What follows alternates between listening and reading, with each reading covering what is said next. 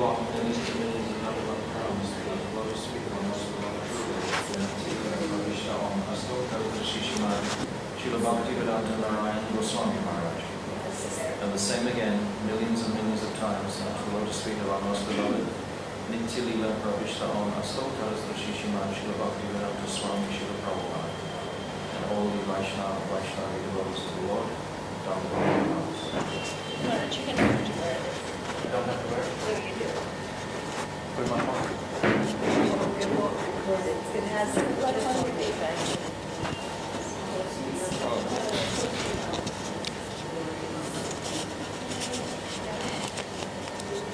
Okay.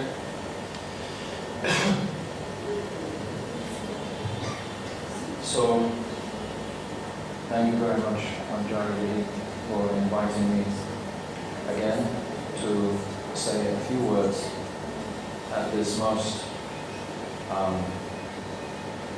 auspicious occasion. We are, as Manjari is saying, most blessed. This is her 12th conference, 12 years. So that's a solid achievement in this age. And she gives us an opportunity for the Westerners particularly to speak in a different environment to just the temple. The temple is very wonderful, but this is another set of dynamics. It's a different opportunity to go into various facets of Srila Rupa Goswami. As we know, the history is vast. Rupa Goswami is considered that personality who understood the very heart of Chaitanya Mahaprabhu, that Manobhishtam, started on Nina Bhutale. Even there are so many erudite acharyas around Mahaprabhu, and yet it was Srila Rupa Goswami who took this title that Narottam Das has written. The very heart. Mahaprabhu himself, as we know, gave us the Shikshastakam, which is packed utterly with all Siddhanta from top to bottom, right the way through, nothing missing whatsoever. But he left to his Angas, his Angas, to put the teachings into the world. So Srila Rupa Goswami was given the ability to withstand the separation moods. Ramananda Rai couldn't give that same intimate instruction and guidance that Rupa Goswami could. Swarup Damodar also. Raghunath Das gave so much, but Rupa Goswami in particular had the entirety of all the jewels of Mahaprabhu's teachings, which he gave. And in particular, I chose this subject of Upadeshamrita today. It's such a small, innocuous little book, and yet it contains the entirety of our path and journey. We hear in the beginning of this Upadeshamrita that Mahaprabhu himself spoke these same teachings and instructions on the banks of the ocean in Puridam. And at that time, Rupa Goswami was a very young boy. And Rupa Goswami, he only meets Mahaprabhu 3 times, only 3 occasions, in Ramkeli, Prayag and Puri. And it's almost like those 3 meetings match up to Sambandha, Abhideya and Prayojan Tattva. Personally, I feel comfortable when I'm looking at gradations or steps or ladders. It makes everything very simple for me. So when I consider Rupa Goswami in this way, he met Mahaprabhu in Ramkeli. That was like Sambandha. And then he got given the instructions, the Abhideya, Prayag, just a drop of that ocean of rasa. And then in Puri, during the Rath Yatra in particular, all of those truths were manifested fully in Rupa Goswami's heart. So I just want to actually just go through this Upadeshamrita and glorify as much as I'm possibly able to. Get my clock out. Oh. So what time are we up to? Started at 9:50. And finish? 9:45, okay. So, 11 verses. Such a divine progression. I personally made a little trick in my mind I'll share with you. I divided it into 3, 3, 2, and 3. So, personally I find it works. I can be walking in the street, I can think of Upadeshamrita, or I can just say 3, 3, 2, and 3. And immediately the entirety of the Upadeshamrita comes into my consciousness. Immediately. 3, 3, 2, and 3. Very simple. I'm very simple. I can only work with simple things, really and truly. So 3 verses, the initial 3 verses, are about the characteristics that are necessary for the devotee to imbibe on this path. Vacho Vedam, Manasakara Vedam, Atyahara Prayasya, Utsaha Nischayatarya. All of these are characteristics. Actually, if we look at the Upadeshamrita, if I'm giving a study class or something like that, I will always start at the 11th verse, because unless we know where we're going, then where is the inspiration to actually go there? So the 11th verse is, as we know, only about the glories of Sri Radha, in particular Radha Kund. This is so exalted, this is such a high stage, and yet we're beginning in the very most simple way, just to control the senses. I feel even after almost 40 years of practicing this path, I haven't even managed the first verse, really and truly. If the ice cream comes in front of me, I don't know whether I can always control my senses, that's the truth. So it's applicable for all of us, even though we may be aspiring for this highest achievement. Actually, it's an interesting phenomenon that there's a folio program of Srila Prabhupada's, all of Prabhupada's, everything that he ever said. If you type in there Manjari, it comes up once. And it's in the 11th verse of this Upadeshamrita. It's the only time he actually mentions Manjari, in the 11th verse of this Upadeshamrita. So it's very rare, very special, and not just to be spoken of really in the open market. This is not the topic of Upadeshamrita. It's actually confidential, but it begins at the most simple place that we can tell the most general person the necessity to control the senses, gross and subtle. Atyahara Prayasya's chart is like 7 senses. Actually, Srila Bhaktivinoda Thakur has written one book, Bhakti-aloka, and it just describes the 2nd and the 3rd verse of this book, the whole book.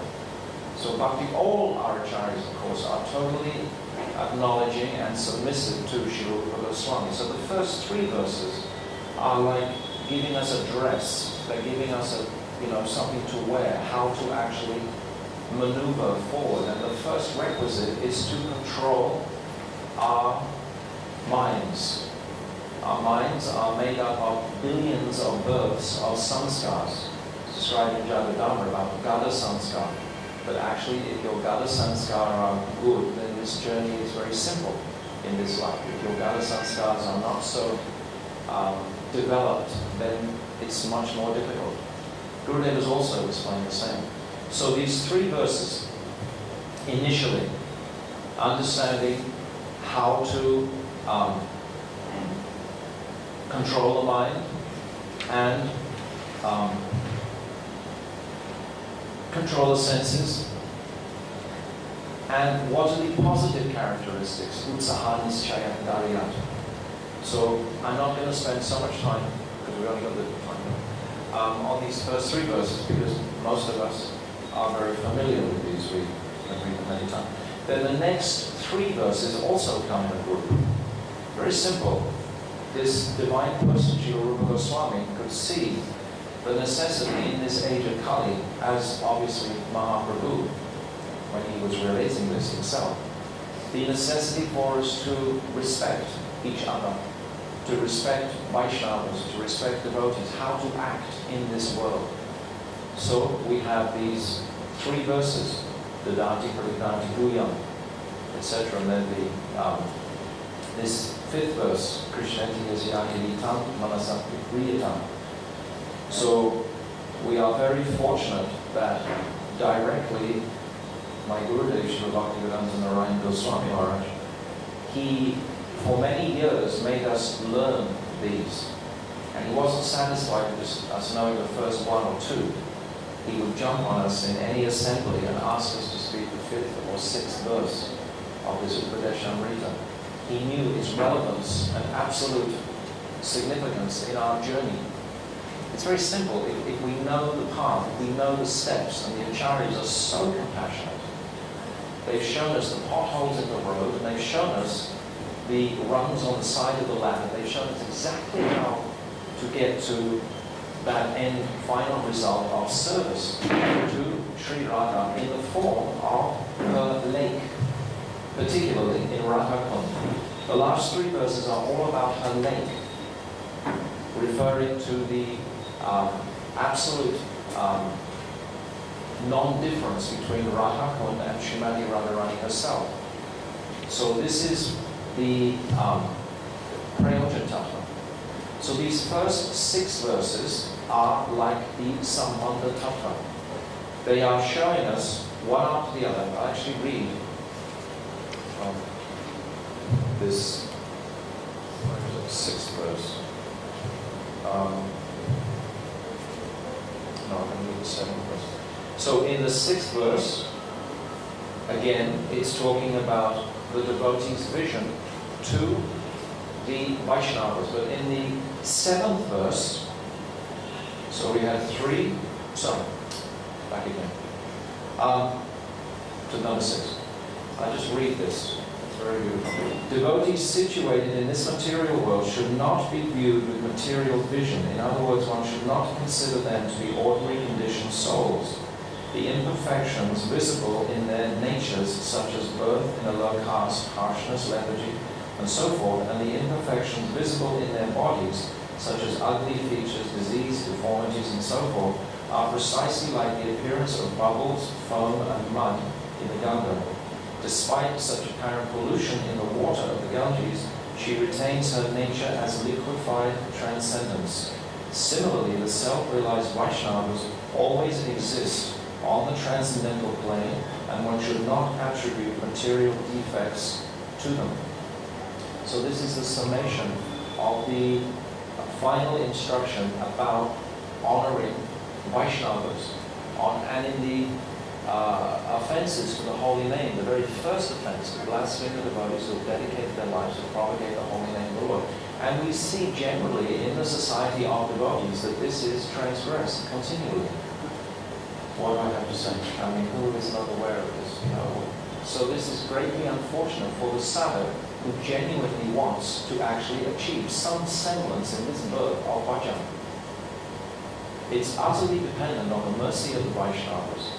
Utterly, completely. Ultimately, Srila Gurudev, Srila Prabhupada, all our Guru Varga. Without that current manifesting in the core of our hearts, nothing at all will ever transpire. Nothing, not a drop.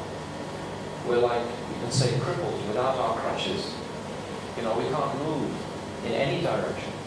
So those second three, but they still come into the category of Sambandha Dhyan. First of all, we cleaned ourselves with the first three, and then we understood cleaning in respect to other people. This is the heart of Rupa Goswami. This is how Gurudev would describe this little book. And it's so small you can even put it in your pocket and carry it around. But we should know it up and down very well. It's a treasure, total treasure. And then the next two verses come together. The next two verses are very simply the Abhideya. They're how to proceed once we have controlled senses, once we have learned how to respect the Vaishnavas, then what? Then how to perform bhajan. And Srila Bhaktisiddhanta Saraswati has told us that the first quality that is necessary for bhajan is patience. Patience is a long road. We've come through many lifetimes. And it's probably not going to happen in this lifetime, more than likely. We'll have a few more lifetimes to go. So we have to learn to not become impatient with sometimes our restless minds and the various material difficulties that we naturally have to endure through life. So I want to read the translation for this verse 7. It's very extended. Aho, those whose tongues are afflicted by the jaundice of avidya cannot relish the nectarian names, form, qualities and pastimes of Sri Krishna, which are compared to the sweetest sugar candy. So this is like if we haven't really followed even the first verse, Vacho Veda Manasa Koda Veda, then where is any taste going to come? We will be given taste by the mercy of our acharyas, by the mercy of Guru. Taste will come, but how will we sustain it? We cannot sustain it without these first verses. So the first verse, we can't leave the first verse, just like in the ladder to praying. Shraddha is the first step, but Shraddha is growing and blossoming throughout the whole journey towards praying. All the time, Shraddha, every single day, is actually increasing. It's our principle, anchor, rock. So instead, these attributes taste bitter to them. But if with great faith one regularly takes this sugar candy of chanting and hearing transcendental names, form, qualities and pastimes of Sri Krishna, it gradually becomes relishable to him and destroys at the root his disease of jaundice of avidya or indifference to Sri Krishna. Uddhava, he says, Shukadeva Goswami, he says in the second canto, Bhagavan Brahma Karsanya, Tir Vikyasya Manasya, Taradyaka Shakutisha, Ratir Atman Vitovavet, that after studying the Vedic scriptures carefully, scrutinizing them 3 times, his final conclusion is that attraction to Krishna is the principal sadhana, the principal reality, or the principal focus of the sadhak. Ratir Atman Vitovavet. And this, if we can't focus on Krishna, then we're covered by this avidya, ignorance, or indifference to Krishna. In other words, he becomes spontaneously attached to Sri Krishna.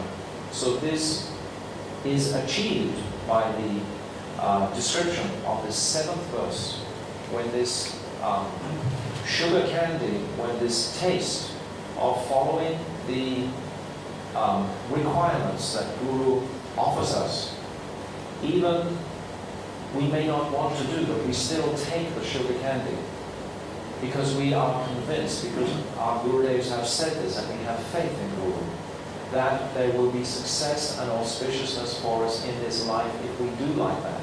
Even if, because certainly I am finding the reality of growing old. And when you've been doing something for a long time, it doesn't seem to be working out the way you expected it to work out. Your patience starts to become, challenged. And you have to consider all kinds of strange options float through the minds. I'm sure we're all familiar with this. But if we consider this rock candy, these are hearing the sweetness of the scripture regularly and performing the process, this Vajrava, etc., that has already been spoken of, then success must be there. And the 8th verse, which our Gurudev would speak repeatedly, practically every 2nd or 3rd day of his life, he spoke this Tannama Rupa Charitadi. This is like the heart, actually, of this verse. But this is still Abhideya Tattva. What should I do with my life? Chant Hare Krishna. Where should I live in my life? Braj. Under the guidance of the Brijvasis. Gurudev was the greatest Brijvasi I have ever met. I didn't meet Srila Prabhupada, but for me, Srila Gurudev was the greatest Brijvasi. And this is the meaning of Brijvasi, obviously. So I'm going to read this translation also. While living in Braj, as a follower of the eternal residents of Braj who possessed inherent spontaneous love for Sri Krishna. What is the nature of the Brijvasis? They think Krishna is totally dependent on them. They think Krishna can't even live without their mercy, their rotis and milk and butter, etc. This mood of dependence Krishna shows towards the Brijvasis. He can't move. He can't do anything without Mother Yashoda. Mother Yashoda thinks he's totally helpless. This is the mood of it. This is the mood of the Brijvasis. This very sweet. Love for Sri Krishna. One should utilize all his time by sequentially engaging the tongue and the mind in meticulous chanting and remembrance of Krishna's names, form, quality, and pastimes. This is the essence of all instruction. So my Gurudev has made one book called The Essence of All Advice. And it's principally about these later verses. And he's given us a treasure. I find it such an attractive treasure because it's within everyone's reach. It's only 11 verses. It's not like 12 cantos of the Bhagavatam. It's not like the whole Chaitanya Charitamrita. It's just in a nutshell. We can catch it. We can capture it. 3, 3, 2, and 3. That's the entirety of it all. That's it. When we think like that, we can catch it. It's not beyond any of us. And it's the mercy of Rupa Goswami, just like Srila Prabhupada. He was able to bring that highest realization, that highest philosophy, right down to the very lowest person in existence in such a way that that person could understand it. So this is totally similar. It's bringing the very highest conceptions into this world in such a simplistic way. So sublime. Now the next 3 verses become quite intoxicating. This is the Prayojan Tattva. And in every verse, Radha Kund, the last 3 verses, this is 9, 10, and 11, Radha Kund is mentioned. The importance, priority of worshipping this place that Sri Krishna has performed his divine pastimes in Madhyana Lila principle. There are 3 yoga pits of the day. Gupta Kund in the morning, Radha Kund midday, and Sekha Kund in the evening. So these meeting places are Radha and Krishna. So Radha Kund is where they perform their most intimate 5 hours every day. Radha and Krishna meet for 12 hours every day. And 5 hours of those are just in the area of Radha Kund itself, and Surya Kund, around that area. So what serious devotee will not take shelter of these dhams in his heart and mind with great honor and great prayer towards these exceptionally special places? So these 3 last verses are directing the sadhak where to take shelter. We're already sheltering in the holy name. This is already described in 7 and 8. This is the process, Abhideya, Tam Nama Rupa, to chant the holy name. So we already have that shelter, we already understood that we have to actually control our senses, etc. And we've already, this second part of understanding our relationships with the Vaishnavas. This is all covered already. And now we're going to Vrindavan. I want to read again this translation. I thought even I don't have anything of value really to say today, but I thought if I read these, then we all heard directly Rupa Goswami's words. These are more important than anything else. So this is the 9th verse. Due to Sri Krishna's having taken birth there, the abode of Mathura is superior even to Vaikuntha, the realm of spiritual opulence. Superior to Mathura is the forest of Vrindavan, because there the festival of the Rasa dance took place. Superior to Vrindavan forest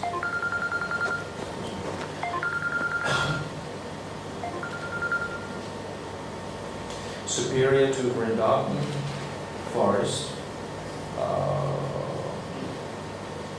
superior to Mathura is the forest of Vrindavan, because that was superior to Vrindavan forest is Govardhan Hill, because Sri Krishna raised it with his lotus hand and performed many pastimes there with his devotees. Yet superior even to Govardhan Hill is Sri Radha Kund, because it immerses one in the nectar of Sri Krishna's divine love. What intelligent person would not desire to render service to this magnificent pond, which is splendidly situated at the base of Govardhan Hill? So this is only in the 9th verse, and it's going to emphasize this point in the next 2 verses. So it's only about Radha Kund is the Prayojan, and Radha Kund as we're understanding and as is explained, is non-different to Sri Radha. These were the principal instructions of all our acharyas. Raganuga Bhakti, Rupanugas. What is Rupanuga? Rupanuga ultimately is taking shelter of that service to Sri Radha, taking shelter of the Brijvasis, taking shelter of the holy Dham, taking shelter of the holy name. This is the whole essence of all of our philosophy, all in one tiny little booklet. 11 simple verses. So number 10, it's a longer one. I won't read it all, but I can just say. So it's now going to describe the different types of devotees who take shelter of these places. So we have the karma yogis, and then the brahmagyanis, and then those yogis who have abandoned. I'm watching. Oh, I got longer. All pursuit of knowledge, like in Chaitanya Charitamrita, Ramananda Rai, when he said that verse, Jnana Prayasam. But as soon as he said that verse, then Mahaprabhu said that's okay. When we go beyond this pursuit of knowledge, and this is described in this verse, and then those prema bhaktis, Narad, then the Brijvasis, then the gopis, and then finally Sri Radha.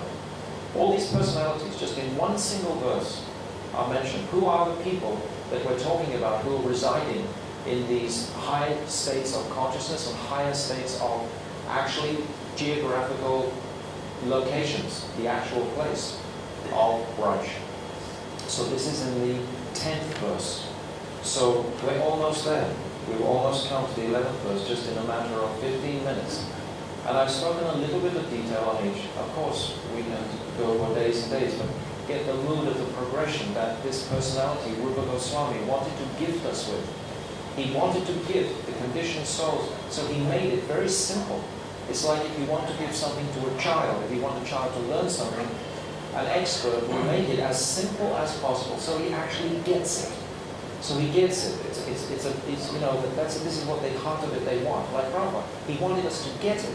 He wanted us to. It wasn't about Prabhupada. It was about us getting from Prabhupada what he wanted to give us. So now this 11th verse, I'm going to read it. Although deliberation on the matter, the sages have unanimously declared in the Padma Purana that just as amongst all the gopis, Sri Radhika is the foremost object of Sri Krishna's great love. In precisely the same way, this pond of hers, the pond was also mentioned in the last verse. I should just read that. The last line of the last verse, of verse 10. I'm just dropping back for a second. Therefore, what highly fortunate, spiritually intelligent person would not reside on the banks of Radhakund in a state of transcendental consciousness, performing bhajan of Sri Krishna's eightfold daily pastimes? That was verse 10. And now verse 11, again, this is Rupa Goswami. He's speaking like this. Although, precisely the same way this pond of hers is also the topmost object of his love. Upon one who simply bathes in its waters just once with great devotion. In this regard, Srila Bhaktisiddhanta Saraswati has told us that it is actually the subtle body, at least, that we're hoping to bathe in Radhakund. That means the gross body, freed from the gross material desires, etc. It's not just simply bathing in so many times. It's a deeper understanding. Gurudev would say the same thing. Sri Radhakund bestows the rare treasure of Gopi Prem, which is so immensely difficult to attain, even for such dear devotees of Bhagavan as Narad. What to speak of ordinary sadhaks? This is the last verse, 11th verse. What a jewel. What a divine jewel. Just 11 short verses, all very clear. No ambiguity, nothing confusing, nothing bewildering. Just controlling the senses, honor the Vaishnavas, chant Hare Krishna, live in the holy God, and take shelter of Sri Radhakund. Bas. That's the Upadeshamrita. And this is the incredible fortune that we have of receiving it. In this age of Kali, it's so fallen, so simple, yet somehow these divine treasures are packaged in such a way that even we can actually unpack them and taste them. They could not taste these things in previous ages. Satya Yuga, Dwapara Yuga, Treta Yuga, they didn't have Upadesh Amrita. They never heard of Radha and Krishna associating together. They were unheard of. Only by going to prem was there. And here we are talking, just like, passing the song, we're talking about Radha Mav, Madanakya Mav, all these high topics. It's not normal. It's extremely rare. And if we are constantly acknowledging that with the deepest gratitude to our Guru Varga for giving us this, then surely that's the highest success of life. Shri Rupa Goswami Pad Ki Jai, Upadesh Amrita Ki Jai. So the question might be, why are we all living in Radha?